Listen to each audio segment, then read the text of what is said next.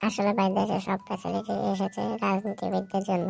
আমরা তো শুধু এসেছি জন্ম নিবন্ধন আর এনআইডি কার্ডের পিছিয়ে দৌড়াতে দৌড়াতে জীবনটা পার করার জন্য।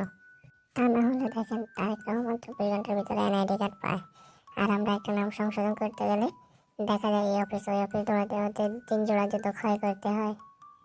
আমরা যদি নাম একটা সংশোধন করতে যাই তাহলে বলবে 4বার ডাউন, 4বারের সমস্যা, কত বাহানা, তাদের বাহানার শেষ নেই।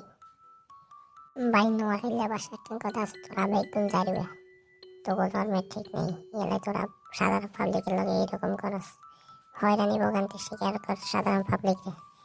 আসলে ভাই এই সত্যিটাই মেনে নিতে হবে আমাদের সবাইকে। সব ফ্যাসিলিটি পাবে সমাজের উচ্চ বংশের লোকেরা, যাদের টাকা আছে তারা 24 ঘন্টার মধ্যে এনআইডি কার্ড পাবে, কিন্তু সাধারণ পাবলিক 6 বছরেও পাবে না। একটা নাম সংশোধন করতে তাদের 6 মাসের বছর লাগে যায়, তারপরেও কোনো খবর থাকে না। হ্যাঁ, এটাই আমাদের বর্তমান বাংলাদেশ।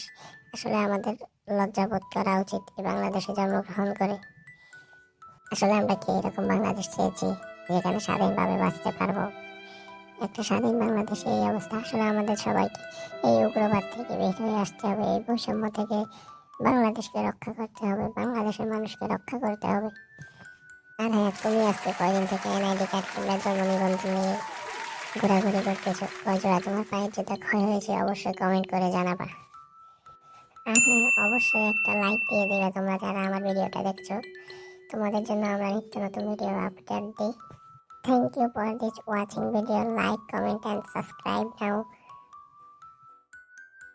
समझ रहे हो? समझ रहे हो आप? समझ रहे हो?